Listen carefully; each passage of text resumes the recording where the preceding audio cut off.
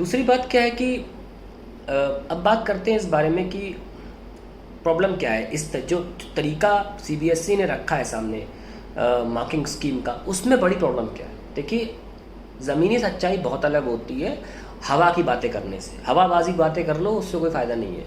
ज़मीनी सच्चाई सुनिए क्या है। 11 साल हो गए मुझे पढ़ाते हुए, और 11 साल से पहले मैं खुद भी पढ़ता आया हूँ, और मेरे भी मेरे सीनियर्स भी पढ़ते आए होंगे, 12वीं से निकले होंगे।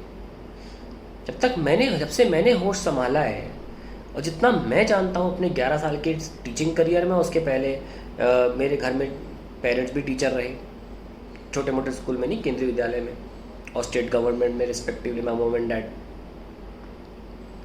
मुझे ये बात क्लियरली पता है कि 12वीं का बच्चा, क्योंकि 12वीं के मार्क्स जो स्कूल में एग्ज़ाम्स लिए जाते हैं उनकी कोई इंपॉर्टेंस नहीं होती, वो कहीं ऐड नहीं होते, कहीं दिखाने नहीं पड़ते, वो उन एग्ज़ाम्स की तैयारी सीरियसली नहीं करता।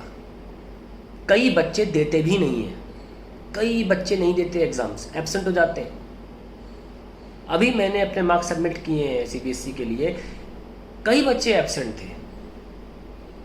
कोई यूनिट टेस्ट में एब्सेंट है, कोई मिड टर्म में एब्सेंट है। यही 11th की प्रॉब्लम है। पहले 12वीं की बात करते हैं। ख़ास तौर से जेई नीट के जो स्टूडेंट्स होते हैं ना, वो कोचिंग जाते हैं। जब आप सीबीएसई लेवल पढ़ाते हो तो आप बेसिक कवर करते हो, क्योंकि बोर्ड एग्ज़ाम में पूछा बेसिक्स ऊपर जाता नहीं है, तो कोई भी चैप्टर जल्दी ख़त्म हो जाता है। पर कोचिंग इंस्टीट्यूट्स में आपको जेई एडवांस तक तैयार कराना पड़ता है, आपको डेप्थ में जाना होता है, मॉड्यूल्स लगवाने पड़ते हैं, फिर डाउट्स लेने पड़ते हैं, कई बच्चे किताबें भी लगाते हैं। ये पैरेलल कभी नहीं चल सकता। कोचिंग में इसलिए चैप्टर कुछ और चल रहा होता है और स्कूल में चैप्टर कुछ और चल रहा होता है। कई बार होता है कि स्कूल में 5वीं 6वीं यूनिट चालू हो गई और कोचिंग में अभी भी दूसरी यूनिट पे ही है बच्चा।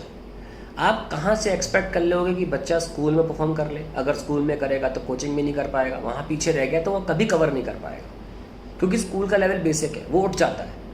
कोचिंग का लेवल आप आसानी से उठा नहीं सकते। जेई एडवांस के सवाल ऐसे नहीं होते कि आप कभी पढ़ के निकाल लोगे, आपको कोचिंग के साथ चलना पड़ता है। कई स्टूडेंट्स मुझसे पूछते हैं सर कैसे करें, तो मैं क्लियरली बोल देता हूँ कि आप नहीं कर सकते। अगर आप करोगे तो आप सेक्रीफाइस करोगे अपने चांस को getting admission in IIT, NIT और एनी मेडिकल कॉलेज। वो आपको सेक्रीफाइस नहीं करना चाहिए, क्योंकि when you are comparing the two, definitely you are aiming for IIT, NIT or medical college, especially those students who have paid at least 4 lakh rupees for 2-year batch in any coaching exam, any coaching institute। उनके लिए obviously coaching ज़्यादा important होती है।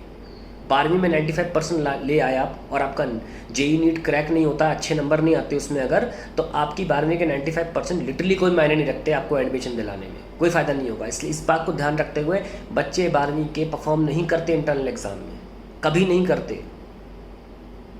अपने 11 साल के career में मैंने बहुत बच्चों को देखा है जो कभी पास नहीं हुए 70 नंबर में in the school exam, ultimately स्क्योर्ड 95, 96 in each subject, क्योंकि वो नहीं पढ़ते। कई बार बच्चे सोचते हैं चलो हमारा कोचिंग में केमिस्ट्री सही चल रहा है, तो वो स्कूल में सिर्फ केमिस्ट्री परफॉर्म करते हैं। चलो हमारा कोचिंग में फिजिक्स सही चल रहा है, तो वो सडनली स्कूल में सिर्फ फिजिक्स से परफॉर्म करने लगते हैं। मैंने अपने स्टूडेंट्स कई बार मैं बता रहा हूँ, 70 में से किसी के 6 हाईएस्ट, किसी के 11 हाईएस्ट, किसी के 12 हाईएस्ट, पूरे साल मिला के 70 में से पास ही नहीं हो रहे। लेकिन अल्टीमेटली बोर्ड एग्जाम का रिजल्ट कैसा है? 95, 94, 93। अपने इसी एक्सपीरियंस के तहत मैंने एक निष्कर्ष, एक कंक्लूजन अपने एक्सपीरियंस के तहत ये निकाला कि कोई भी बच्चा जब फाइनल प्री बोर्ड तक आते आते मात्र 23 नंबर भी ले आता है 70 में से, मैं गारंटी से बोल सकता हूँ कि वो 90 क्रॉस कर लेगा। और इस कंक्लूजन पे मुझे अभी तक एक भी बच्चा फेल होते नहीं दिखा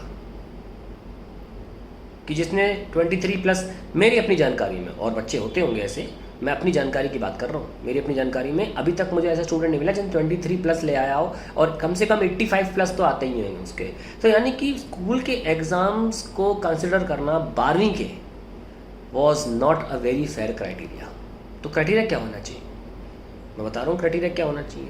क्राइटेरिया वो होना चाहिए जिसमें बच्चा ध्यान दे रहा था एग्ज़ाम के। वो क्राइटेरिया होना चाहिए जब बच्चा बहुत शिद्दत से पढ़ रहा था, इंपॉर्टेंस दे रहा था एग्ज़ाम को। क्राइटेरिया वो होना चाहिए था, यानी कि क्लास 10th वो बोर्ड एग्ज़ाम था। वैसे भी आप 10th 11th 12th की इंटरनल एग्जाम्स की बेसिस पर उसी रिपोर्ट कार्ड बना रहे हो, उसके वैसी कोई लॉजिक नहीं बनता। क्योंकि 10th में बहुत से बच्चे, सारे बच्चे साइंस मैथ्स पढ़ते हैं, और क्योंकि हमारे इंडियन सिस्टम में स्कूल एजुकेशन का सबको साइंस मैथ्स पढ़ानी है, अच्छी बात है। इंटेलेक्ट बनता ही साइंस मैथ्स पढ़ के, 10वीं तक सबको पढ़ानी चाहिए साइंस, बेसिक जीके आनी चाहिए साइंस मैथ्स को लेकर। So I agree with that. But कई बच्चे अपना स्ट्रीम बदल लेते हैं क्योंकि वो कमज़ोर रहे होते हैं। अब आप उनकी बोर्ड एग्जाम की रिपोर्ट बना रहे हो साइंस मैथ्स के बेसिस पर, जबकि वो तो आर्ट्स और ह्यूमैनिटीज़ और कॉमर्स के स्टूडेंट हो गए, उनका तो कोई लेना देना नहीं था उससे। तो क्या आप समझते हो उनकी रिपोर्ट फेयर है? फिर भी ये बात ध्यान में रखते हुए कि सबसे ज़्यादा बच्चा फोकस्ड बोर्ड एग्ज़ाम में रहा होगा इन 10th 11th और 12th के स्कूल इंटरनल एग्ज़ाम के कंपैरिजन में। सो 10th के रिजल्ट को 30% क्राइटेरिया नहीं देना चाहिए था, 50% क्राइटेरिया देना चाहिए था। और मैं ऐਵੇਂ ही नहीं बोल रहा हूँ, यूपी बोर्ड ने यही किया है। उसने 10वीं के एग्ज़ाम को 50% तवज्जो दी, 50%। अब आइए 11th पे। 11th के इंटरनल एग्ज़ाम में भी बच्चे के नंबर 12वीं के इंटरनल एग्ज़ाम से बेटर आते हैं, हालांकि आते बहुत कम है, और बच्चा फाइनल में कभी भी स्कोर नहीं कर पाता। फिर बता दूँ, मेरे अपने 11 साल के करियर में मैंने अभी तक अपनी जानकारी में किसी बच्चे को 11वीं में 90+% लाते नहीं देखा, कभी नहीं देखा 90+% लाते हुए, कभी भी नहीं। ओवरऑल रिजल्ट की बात कर रहा हूँ, किसी एक सब्जेक्ट में आ सकते हैं, लेकिन ओवरऑल 90% से ऊपर 11वीं के एग्ज़ाम पूरे टोटल साल मिला के, या इवन फाइनल एग्ज़ाम में भी 90+ लाते नहीं देखा। ब्रिलियंट से ब्रिलियंट बच्चे 83 82 पर रुक जाते हैं। कारण उसके बताता हूँ मैं भी, और भी है। तो आपने 11वीं को 30% दे दिया, जो कि एक पहली बात तो टफ क्लास है। 11वीं का जो सिलेबस होता है वो 12वीं की अपेक्षा बहुत ज़्यादा होता है। कोई 11वीं का सिलेबस कम करने की सोचता नहीं है, सब 12वीं में ही काटते रहते हैं। तो 11वीं का सिलेबस बहुत वॉल्यूमिनस है।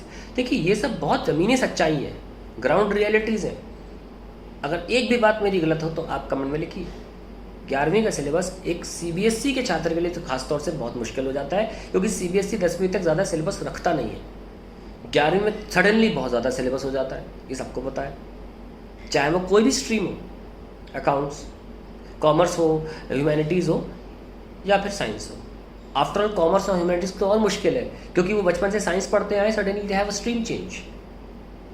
सो I have not seen students scoring very high in 11th, तो उनका 30% ले लिया गया।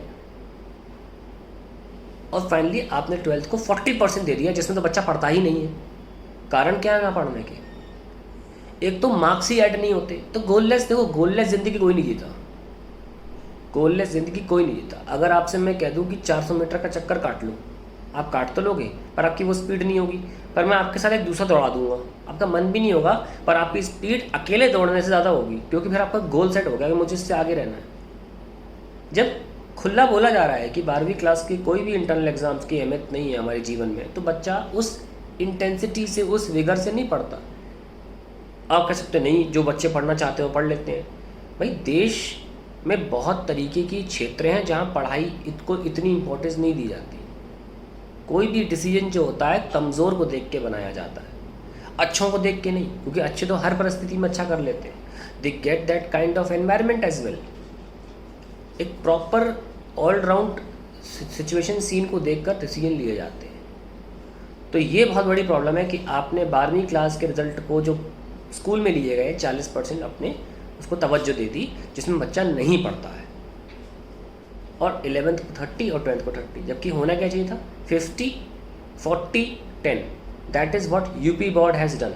Absolutely correct way of assessment. अगर ऐसे करना ही है तो 10th को 50, 11वीं को 40, 12वीं को मिनिमम 10, क्योंकि 12वीं के इंटरनल एग्ज़ाम्स बच्चे ध्यान से नहीं देते। अब मैं कारण बता ही चुका हूँ उसके, कि कोचिंग इंस्टीट्यूट्स में बच्चे ज़्यादा ध्यान देते हैं, क्योंकि जीवन उससे ही सेट होना है कि नहीं। और आप कह सकते हो कि कोचिंग में पढ़ रहा तो स्कूल में परफॉर्म क्यों नहीं कर सकता, क्योंकि कोचिंग स्लो चलती है, स्कूल फास्ट चलता है। जब चैप्टर ही नहीं पढ़ा बच्चे ने तो परफॉर्म कहाँ से कर देगा। तो हमें बच्चों की सिचुएशन में आके देखना ज़रूरी है। दूसरी बात जो मैं बताने वाला था कि 11वीं में नंबर और भी कम क्यों आते हैं, उसके कारण और भी हैं। एक तो बोर्ड एग्ज़ाम की चेकिंग जो होती है बहुत ही ज़्यादा लीनियंट होती है, बहुत लीनियंट। 18 नंबर लाने के बाद कोई फेल नहीं होता। कहने को 23 है, 18 में 5 ऐड किए ही जाते हैं। अगर हम नहीं करेंगे तो CBSE ऐड कर देगा, क्योंकि ग्रेस सिस्टम भी है 5 नंबर का। वो खैर लिख के आ जाता है ग्रेस, अगर ग्रेस दिया रहता होगा, लेकिन 18-19 आने के बाद और लीनियंट चेकिंग करके कैसे भी 23 तक लाया जाता है बच्चों को। तो इस तरह की लीनियंट चेकिंग होती है। ऊपर से अगर जैसे फॉर एग्जांपल मैं एक और बात बताता हूँ, 12th क्लास में मान लीजिए MCQs हैं, तो आप अगर बच्चा एक ही आंसर सही है पर उसने 3 मार्क कर दिए ज़बरदस्ती कि यार कोई तो सही होगा, तो हाँ, हम बोर्ड एग्ज़ाम के दौरान चेक करते वक्त उसे नंबर दे देते हैं। सही मार्क किया तो उसका नंबर दे दो। कई बार क्या होता है कि 11th में अगर बच्चा ऑप्शन में, देखिए एब्स्ट्रैक्ट चेकिंग क्या होती है, अगर ऑप्शन में आंसर बी सही है और उसने सिर्फ बी लिख दिया तो कई टीचर्स काट देंगे, नाम क्यों नहीं लिखा, तो मैं टेप के लिखा होगा। कंपैरिजन देखिए, सडनली स्कूल लेवल चेकिंग जो होती है वो टफ होती है, क्योंकि टीचर्स चाहते हैं कि उन्हें 12वीं के लिए तैयार करें ठीक से। Nothing wrong in that. हम टीचर्स बच्चों की स्ट्रिक्ट चेकिंग स्कूल में करते हैं ताकि 12वीं में वो तैयार हो जाएं। That is just kind of a pre checking. बच्चे को एक ऐसा माहौल देना कि वो वहाँ पे कठोर बन जाए, स्ट्रांग बन जाए और बोर्ड एग्जाम में ऐसी छोटी मोटी गलतियाँ ना करें। तो लीनियंट चेकिंग बोर्ड एग्जाम में तो चलती है पर 11वीं में नहीं चलती। तो अगर बच्चा ठीक ठाक पढ़ भी रहा है 12वीं के इंटरनल एग्जाम्स जो स्कूल लेता है या 11वीं के एग्ज़ाम्स में, तो हम टीचर्स जो होते हैं, खैर मैं अपने बारे में बात करूँगा, नॉर्मली जो जनरली टीचर्स क्या करते हैं वो स्ट्रिक्ट चेकिंग करते हैं। स्कूल में स्ट्रिक्ट चेकिंग होती है, तो अल्टीमेटली कम से कम 10 से 15 नंबर का फ़र्क पड़ता है। मैं कभी भी कॉपी स्ट्रिक्टली चेक नहीं करता। मेरी हैबिट हो गई बोर्ड एग्ज़ाम की चेकिंग की वजह से कि मैं बहुत लीनियंट चेक करता हूँ। जैसी बोर्ड एग्ज़ाम में चेकिंग की जाती है मैं वैसे ही चेक करता हूँ कॉपीज़। तो मैं अपने एक्सपीरियंस से बता रहा हूँ कि जिस तरीके से बोर्ड एग्ज़ाम की कॉपी चेक की जाती है, अगर वैसे 12वीं क्लास के इंटरनल एग्ज़ाम्स की कॉपी चेक की जाए और किसी बच्चे के 25 आ रहे होंगे 70 में, तो 40 पहुँच जाएंगे। इतना लेवल ऑफ डिफरेंस होता है। तो मैं यही समझाना चाह रहा हूँ कि 12वीं 11वीं और 10वीं का वेटेज तो ले लिया, लेकिन उसमें बहुत सारे अनफेयर क्राइटेरियाज़ हैं, अनफेयर लिमिटेशंस हैं, क्राइटेरिया नहीं, अनफेयर लिमिटेशंस हैं जिनको पार पाना बहुत मुश्किल है। तो घूम फिर के कहानी यही आ जाती है कि बोर्ड एग्ज़ाम्स को पोस्टपोन करना चाहिए था, ना कि कैंसिल। क्योंकि आप जिस तरीके से क्राइटेरिया ले रहे हैं, तो पहली बात तो ये है कि 10वीं क्लास में बच्चे साइंस मैथ्स पढ़ रहे थे, उन्होंने कॉमर्स ह्यूमैनिटीज़ लिया, तो उनको आप साइंस मैथ्स के बेसिस पे कैसे जज कर रहे हो? 1। दूसरी बात, अगर जज भी कर रहे हो तो 10वीं क्लास में बच्चा सीरियसली एग्ज़ाम दिया है, वो बोर्ड एग्ज़ाम था, उसका वेटेज ज़्यादा होना चाहिए था 50, 11th का 40। 11th वैसे बच्चे कम स्कोर करते हैं, लेकिन 12वीं से तो बेटर ही कर लेते हैं। इंटरनल एग्ज़ाम्स की बात की जाए तो इंटरनल एग्ज़ाम बच्चा स्कोर ही नहीं कर पाता, तो 11th को 40 देना चाहिए था। और आपके बोर्ड एग्ज़ाम 12वीं के इंटरनल स्कूल को 10% वेटेज देना चाहिए था। ये आफ्टर ऑल ये 60-30-90 भी कर दे तो और बेटर होगा, कर देते तो और बेटर होगा। 60 कौन सा, 10th बोर्ड एग्जाम, 30 11th और 10। क्योंकि देखो वैसे भी औपचारिकता पूरी की जा रही है। मैं कैसे कह सकता हूँ औपचारिकता पूरी की जा रही है? क्योंकि CBSE ने ऑप्शन दे दिया, जो अपने मार्क्स से सेटिस्फाइड ना हो बोर्ड एग्जाम दे दे, हो गई औपचारिकता पूरी। देखो अल्टीमेटली आप बोर्ड एग्जाम तो दिला ही रहे हो, और जहाँ तक मेरा अपना मानना है, कम से कम 4 से 6 लाख बच्चे दोबारा बोर्ड एग्जाम देंगे। फिर क्या हो जाएगा? फिर तो बोर्ड एग्जाम लिया ही ना अपने बोला है जब भी सिचुएशन कंड्यूसिव होगी, तो फिर भी अब बैठाओगे, तो कंडीशन सिचुएशन जब होगी तब बोर्ड एग्जाम ले लेते।